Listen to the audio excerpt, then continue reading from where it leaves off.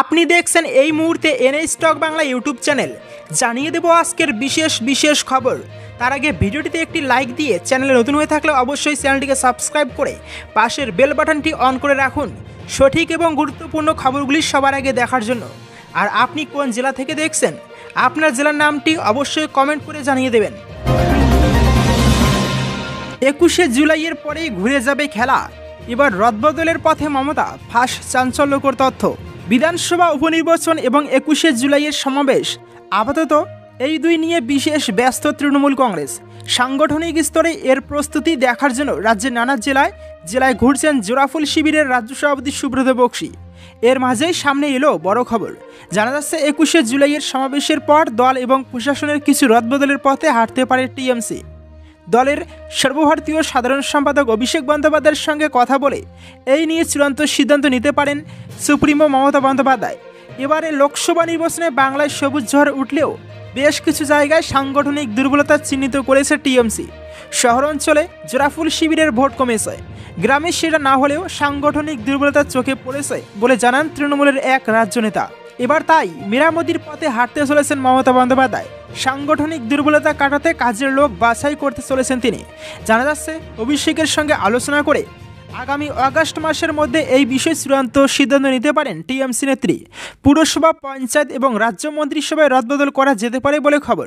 এর মধ্যে উত্তরবঙ্গের দিকে আবার আলাদা করে নজর রয়েছে টিএমসির। এবার কোচবিহার আসনে ঘাসফুল ফুটলেও উত্তরে বিজেপির দাপটি চোখে পড়েছে।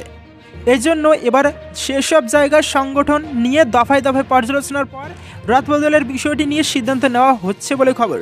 টিএমসি সূত্রে খবর, এবারে লোকসভা নির্বাচনে দল এমন কিছু কেন্দ্রে জয়ী হয়েছে সেখানকার বিধানসভা আসন নিয়ে দুশ্চিন্তা রয়েছে। দক্ষিণবঙ্গের ক্ষেত্রে ব্যাপারটা এক, সেই কারণে এবার বিধানসভা নির্বাচনকে পাখির চোখ করে টিএমসি নেত্রী রদবদলের পথে হাঁটতে পারেন বলে খবর। এদিকে পঞ্চায়েত ভোটের সময় থেকে কাজের মূল্যায়নের উপর জোর দিয়েছিল টিএমসি। পঞ্চায়েতে দায়িত্ব নেওয়ার 6 মাস পর থেকে মূল্যায়ন শুরু হয়। প্রধান সভাপতি, জেলা পরিষদের সভাধিপতি ও কর্মাধ্যক্ষ স্তরে সেই মূল্যায়ন আসন্ন রদবদলের ক্ষেত্রে গুরুত্বপূর্ণ ভূমিকা পালন করতে পারে বলে জানা যাচ্ছে। শেষ অবধি কি সিদ্ধান্ত নেন টিএমসি নেত্রী সেদিকে নজর থাকবে সকলের।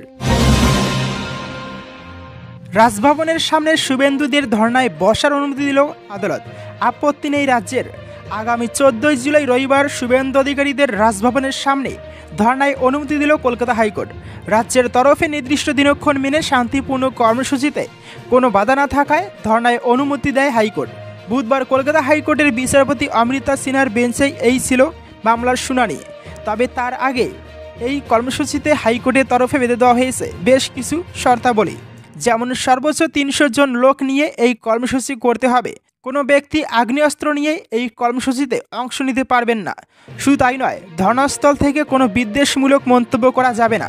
প্রসঙ্গত, ভোট পরবর্তী হিংসায় আক্রান্তদের নিয়ে রাজভবনের সামনে ধর্না করতে চেয়ে হাইকোর্টে দ্বারস্থ হয়েছিলেন শুভেন্দু, যেখানে প্রথমেই রাজ্যের তরফে আপত্তি জানানোর হয়েছিল। রাজ্যের দাবি, রাজভবন চত্বরে 144 ধারা জারি থাকায় ওই জায়গায় কোনো রাজনৈতিক কর্মসূচি পালন করা যাবে না। এই প্রসঙ্গে পাল্টা যুক্তি দেখানো হয় শুভেন্দু অধিকারীর তরফে। অভিযোগ তোলা হয়, রাজ্যের শাসক দলের 100 দিনের কাজের টাকার দাবিতে রাজভবনের সামনে ধর্নায় বসা নিয়ে। তখন আদালতের তরফে বলা হয়, শাসক দল ধর্নায় বসলে যে তাদেরও ওখানেই ধর্নায় বসতে হবে তার কোনো মানে নেই। আদালতের তরফে শুভেন্দুদের দেখতে বলা হয় বিকল্প কোনো জায়গা। এই প্রশ্নের শুভেন্দু অধিকারীদের তরফে ধর্নার জন্য বেছে নেওয়া হয় রাজ্য পুলিশের ডিজির দপ্তর। পরে অবশ্য আদালত জানিয়ে দেয়, রাজভবনের সামনেই কর্মসূচি পালন করতে পারবেন শুভেন্দু অধিকারী। সেই সঙ্গে রাজ্যকেও কর্মসূচির দিনক্ষণ ঠিক করে জানানোর নির্দেশ দেওয়া হয়। পরে রাজ্যের তরফে আগামী রবিবার রাজভবনের সামনে ওই কর্মসূচির আয়োজন করতে বলা হলে রাজি হননি শুভেন্দু অধিকারী। এই প্রসঙ্গে শুভেন্দুর আইনজীবী আদালতে জানান, আগামী রবিবার রথযাত্রা থাকায় ওই দিন ধর্না কর্মসূচি করা যাবে না। এরপর বুধবারই চূড়ান্ত দিন জানানো হয় রাজ্যের তরফে। 14 জুলাইয়ের কথা আদালতকে জানায় রাজ্যের আইনজীবী। সবশেষে ওই দিনই ধর্নায় বসার অনুমতি দেওয়া হয় শুভেন্দু অধিকারীদের। বিজেপিকে হারানোর অস্ত্র হাতে এসে গেছে বিস্ফোরক প্রশান্ত কিশোর। তোলপাড় দেশ। লোকসভা নির্বাচন মিটতেই এবার পুরোদস্তুর বিহার রাজনীতি নিয়ে পড়ে গেলেন ভোটকুশলী প্রশান্ত কিশোর। আর বিহারে আগামী বিধানসভা নির্বাচনের আগে তার নিশানায় যেমন আরজেডি, কংগ্রেস জেডিইউ একইভাবে বিজেপিকেও নিশানা করছেন তিনি। নির্বাচনী কৌশলী ও জনসুরজের প্রতিষ্ঠাতা প্রশান্ত কিশোর হিসেব দিয়ে দেখিয়েছেন বিজেপির মোকাবিলা করার অস্ত্র আছে তার হাতে। বিহার বিধানসভা নির্বাচনের আগে তিনি শুধু নিজের পরিকল্পনাই তৈরি করেননি, জয়ের ফর্মুলাও দিয়েছেন। 2025 সালের বিধানসভা নির্বাচনের আগে এই বছরের 2 অক্টোবর জনসুরজ পার্টি গঠন করতে চলেছেন পিকে। বিহারের 243টি বিধানসভা আসনে প্রতিনিধিত্ব করার প্রস্তুতিও নিচ্ছেন। প্রশান্ত কিশোর তার দলের সংগঠনের জন্য একটি কমিটিও গঠন করেছেন। বিজেপিকে আক্রমণ করে তিনি বলেন, দেশে 70% হিন্দু আছে।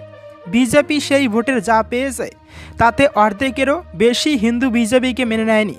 আম্বেদকরবাদী, কমিউনিস্ট এবং পুরানো সমাজতান্ত্রিক হিন্দুরাও বিজেপির বিরুদ্ধে। জনসুরজের প্রতিষ্ঠাতা বলেন, এই 4 ধরনের হিন্দু মানুষের কাছে পৌঁছতে পারলে আপনার হাতে থাকবে 70% ভোট, বিজেপির হবে 30%। এটাই অস্ত্র আমাদের। প্রশান্ত কিশোর বলেন, এটাই নির্বাচনী লড়াইয়ের অস্ত্র যা তিনি বিহারে প্রথম শুরু করতে চাইছেন। প্রসঙ্গত, তৃতীয় এনডিএ সরকার গঠনে গুরুত্বপূর্ণ ভূমিকা নিয়েছেন নীতিশ কুমার।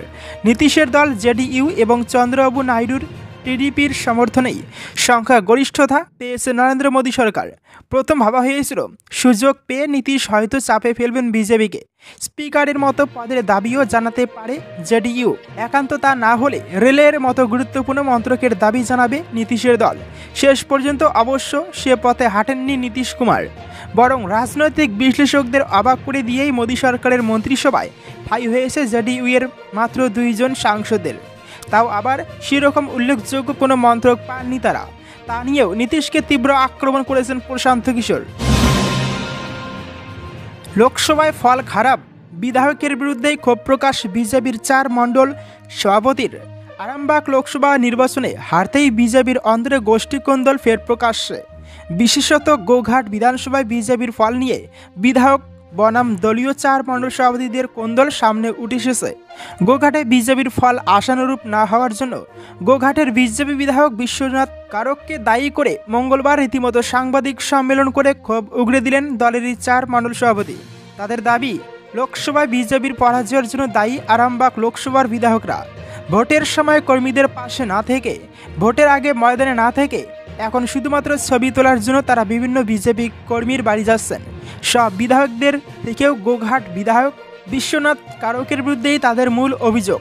এমনকি লোকসভায় তৃণমূলকে জেতানোর জন্য শাসক দলের থেকে দামি উপহারও নিয়েছেন বিশ্বনাথ বলে বিস্ফোরক অভিযোগ করেন গোঘাটের 4 মণ্ডল সভাপতিরা।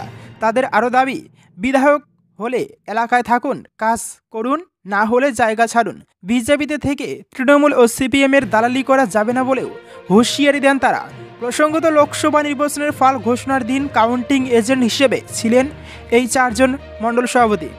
এই প্রসঙ্গ টেনে পাল্টাদের বিরুদ্ধেই আর্থিক লেনদেনের জেরে বিজেপি প্রার্থীকে হারানো হয়েছে বলে দাবি করেছেন গোঘাটের বিধায়ক বিশ্বনাথ কারকও। বিজেপির বিধায়কের দাবি, ভোট ঘোষণার পর থেকে ভোট প্রচার সব ক্ষেত্রেই ব্রাত্য করে রাখা হয়েছিল তাদের। মিটিং মিছিলেও ডাকা হয়নি, আলোচনা ছাড়াই পরিকল্পিতভাবে নির্বাচনে বিজেপি রঘু মালিককে নির্দল প্রার্থী হিসেবে দাঁড় করানো হয়। এতে প্রায় 16,000 ভোট পেয়েছেন ওই নির্দল প্রার্থী। সেই সঙ্গে ভোট গণনা কেন্দ্রে একাধিক সন্দেহজনক বিষয় থাকলেও টাকা নিয়ে বিজেপির কাউন্টিং এজেন্টরা কোনো প্রশ্ন তোলেননি। পরিকল্পিতভাবে বিজেপিকে হারিয়ে সেই দায়ে ঝেড়ে ফেলতে এখন তাদের দিকে অভিযোগ করা হচ্ছে বলে পাল্টা দাবি তুলেছেন গোঘাটের বিজেপি বিধায়ক। রাজভবন নিয়ে ভয়ঙ্কর পরিকল্পনা, বোসের বিরুদ্ধেও ভয়ঙ্কর অভিযোগ তুললেন কুণাল ঘোষ। শপথ জটিলতা 1 মাস অতিক্রান্ত, আর 2 দিন অপেক্ষা করবে বিধানসভা। রাজভবন শপথ নিয়ে ইতিবাচক ভূমিকা না নিলে সাংবিধানিক রীতিতেই বিকল্পভাবে শপথ গ্রহণের পদক্ষেপ নেবে বিধানসভা।